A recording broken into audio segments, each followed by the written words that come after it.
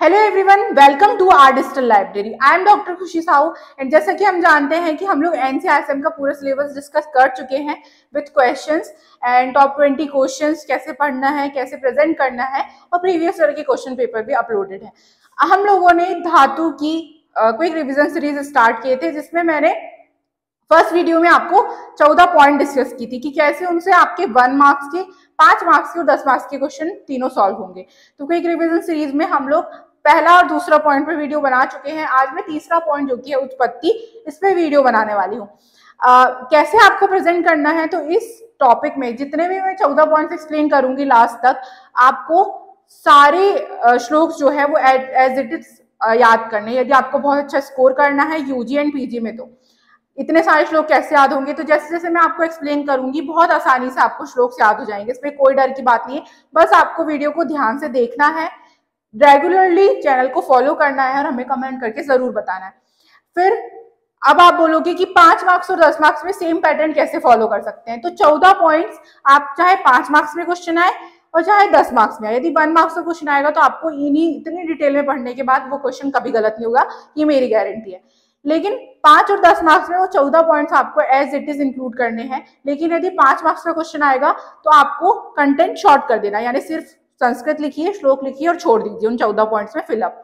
लेकिन यदि 10 मार्क्स का क्वेश्चन आता है तो आपको कंटेंट बढ़ाना है, यानी 2-2 श्लोक लिख दो या उनकी मीनिंग भी उसके साथ एक्सप्लेन कर दो। तो ये था हमारा प्रेजेंटेशन का तरीका। आज हम देखते हैं थर्ड पॉइंट जो है धातु की उत्पत्ति, यानी ओरिजिन कैसे हुआ है। तो ओरिजिन के लिए पहला हम पढ़ेंगे रस धातु। पहला है हमारा रस धातु। रस को हम लोग मॉडर्न में प्लाज्मा फ्लूइड से कंपेयर करते हैं, है ना। तो इसकी पहली उत्पत्ति बताई गई है। कोई भी श्लोक आप याद कर सकते हो, बट सेकंड वाला मोस्ट इंपॉर्टेंट है। इससे जो है प्रेजेंटेशन अच्छी दिखती है कि व्यक्ति को पता है। रस्ति अहर गच्छति इति रसा। पहला हमारी उत्पत्ति का श्लोक क्या है, रस्ति अहर गच्छति इति रसा। यदि आपको समझ में ना आए तो मैं बोल रही हूँ, आप उससे भी लिख सकते हो। यानी आहार रस, जो हम आहार ग्रहण करते हैं, अहर गच्छति जो आहार, या जो इस रस का मतलब है आहार रस, जो आहार होता है फूड कंटेंट, जो उसको हम ग्रहण करते हैं, उसका जो सार भाग है उससे रस की उत्पत्ति होती है। तो ये तो आसान सी उत्पत्ति की मतलब परिभाषा थी। अब आता है दूसरा जो कि एक इंपॉर्टेंट पॉइंट है। इसमें बताया गया है तत्र पंच भौतिकस्य, यानी ऐसा आहार जो पंच महाभूत गुण प्रधान हो, आकाश वायु अग्नि जल पृथ्वी। ठीक है। चतुर्विधस्य, यानी 4 प्रकार के आहार उसमें शामिल हो। क्या होता है, आश्रित, खादित, पीत और लीन। देन षड रसस्य युक्त। षड रसस्य युक्त यानी 6 रस क्या होंगे, तो मधुर, अम्ल, लवण, कटु, तिक्त, कषाय। द्विविध वीर्यस्य अष्टविध वीर्यस्य, 2 प्रकार के वीर बताए गए हैं, शीतवीर, उष्णवीर। और अष्टविध वीर में भी हम लोगों ने इसी तरीके से पढ़े, गुरु, लघु, इस तरीके से। तो 8 प्रकार के वीर। वह अनेक गुणस्य, यानी इस तरीके के अनेक गुण से युक्त आहार, है ना, युक्तस्य आहारस्य का जब सम्यक परिणित होता है, सम्यक परिपाक होता है, किसके, तेजोभूत, यानी अग्नि के साथ मिलकर जब सम्यक परिपाक होता है, यानी ऐसा आहार जो इन सब गुणों से युक्त हो, उसका अग्नि से जब सम्यक परिपाक होता है तो उसका जो परम सूक्ष्म सार भाग निकलता है, यानी उसका जो एक्सट्रैक्ट निकलता है, उसे हम रस कहते हैं। ये थी हमारी रस की उत्पत्ति की परिभाषा। तो यहां तक आपको समझ में आया होगा। ये सेकंड नंबर का श्लोक इंपॉर्टेंट है। अब हम देखते हैं नेक्स्ट रक्त धातु। तो नेक्स्ट धातु है हमारी रक्त, जिसको हम लोग मॉडर्न में ब्लड से कंपेयर करते हैं। इसकी 4 श्लोक है, चारों के चारों इंपॉर्टेंट है, लेकिन आप कोई भी अपनी बाय चॉइस याद कर सकते, जरूरी नहीं आप चारों याद करो। इसमें से आपको ऑलरेडी 1-2 तो याद होंगे ही। देखते हैं पहला है उत्पत्ति का श्लोक बताया गया है, रंजिता तेजसा त्वक आपः शरीरस्तेन देहिनाम आव्यापन्ना प्रसन्ने रक्त इति अभिधेयते। यानी शरीर में स्थित जो रस धातु थी, जब उसका रंजन हो जाता है, रंजन यानी जब वो उसका कलरेशन हो जाता है, तो उस प्रसन्न भाग, प्रसन्न मतलब जो शुद्ध भाग है, उसको हम रक्त कहते हैं। क्या बोला इन्होंने कि शरीर में स्थित रक्त धातु का जब तेज के कांटेक्ट में, तेज के संभूत में आकर रंजन हो जाता है, तो उस प्रसन्न धातु को हम रक्त कहते हैं। ऐसा पहला हमारी उत्पत्ति का श्लोक है। दूसरा जो कि बहुत इंपॉर्टेंट है, इसको आपको लर्न करना ही है। तेजो रसानाम सर्वेशाम मनुजानाम यदुच्यते पित्त ऊष्मणः सरागेन रसो रक्त इच्छति।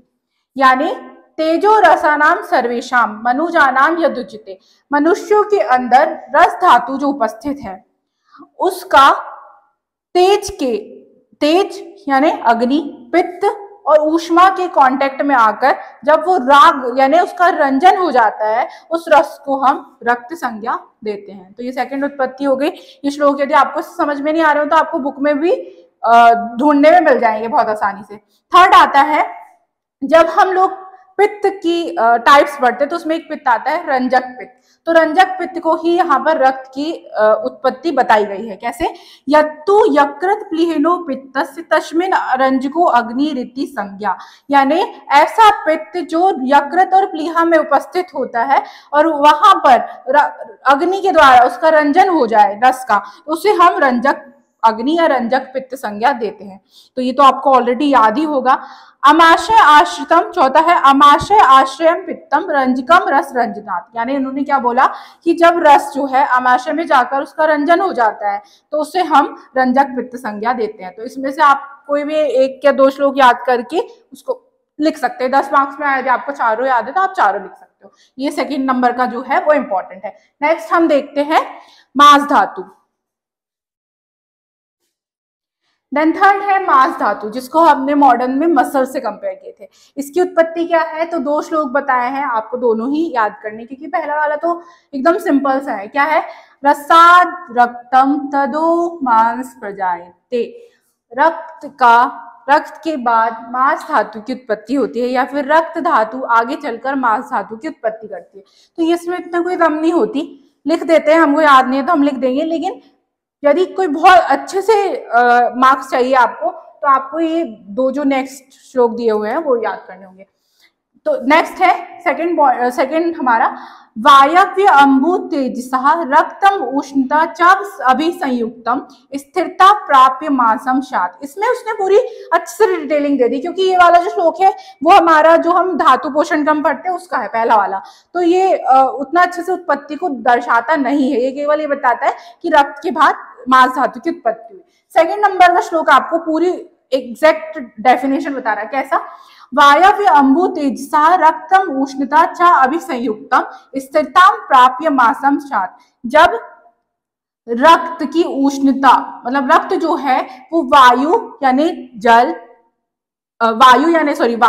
वायु, अंबु यानी जल और अग्नि, इसके संयुक्त में आकर उष्णता को प्राप्त कर स्थिरता को प्राप्त करता है। यानी एक द्रव धातु है, उसमें हमने अग्नि का संयोग दिए, वायु दिए और तेज दिए, जल दिए। इस तरीके से जब वो एक सॉलिड चीज में कन्वर्ट होके स्थिर, लिक्विड थी, फ्लो कर रही थी, सॉलिड हुई, स्थिरता को प्राप्त हो गई, उस स्थिरता वाले पार्ट को हमने मास संज्ञा दी है। यानी वायव्य अंबु तेजसा रक्तम उष्णता च अभिसंयुक्तम स्थिरताम प्राप्त मास स्यात्। ठीक है, तो ये थी मास धातु। नेक्स्ट हम देखते हैं मेद धातु।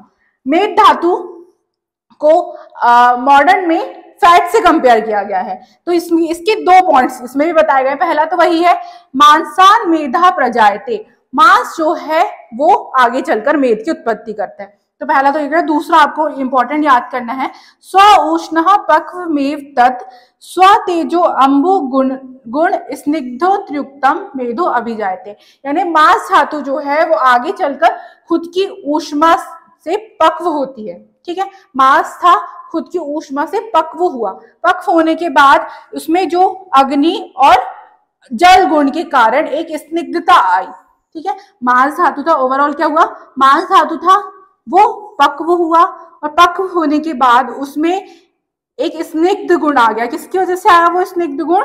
तो जल और अग्नि महाभूत की वजह से, एक जल और अग्नि महाभूत की वजह से उसमें एक स्निग्धता वाला गुण आ गया। उस स्निग्धता को हमने मेद संज्ञा दी है।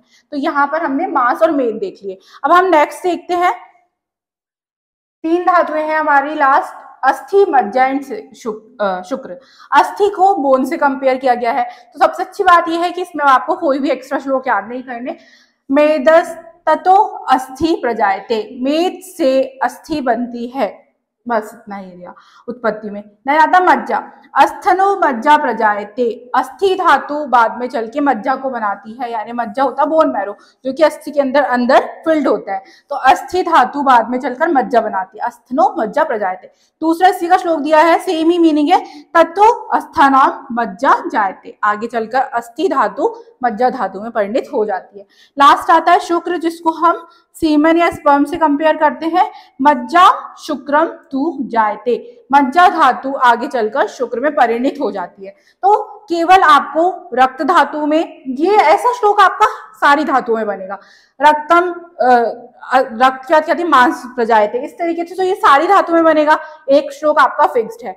दूसरा श्लोक जो मैंने आपको रक्त में एक एक्स्ट्रा बताई 4 लाइन का जो था, रक्त धातु में मैंने आपको जो बताई हूँ, और मांस धातु और मेद धातु में हमने एक एक श्लोक एक्स्ट्रा पढ़े, यानी 4 श्लोक आपको एक्स्ट्रा याद करने हैं और ये श्लोक आपको सब में एज इट इज लिख देने हैं। तो ये था हमारा 3rd पॉइंट। आगे वीडियो में हम 4th पॉइंट को एक्सप्लेन करेंगे। बेल आइकन को बेल आइकन को जरूर प्रेस करें ताकि आपको रीसेंट नोटिफिकेशन मिल जाए, डेली एक वीडियो जरूर अपलोड होगा। Thank you so much, stay connected with our digital library for more videos.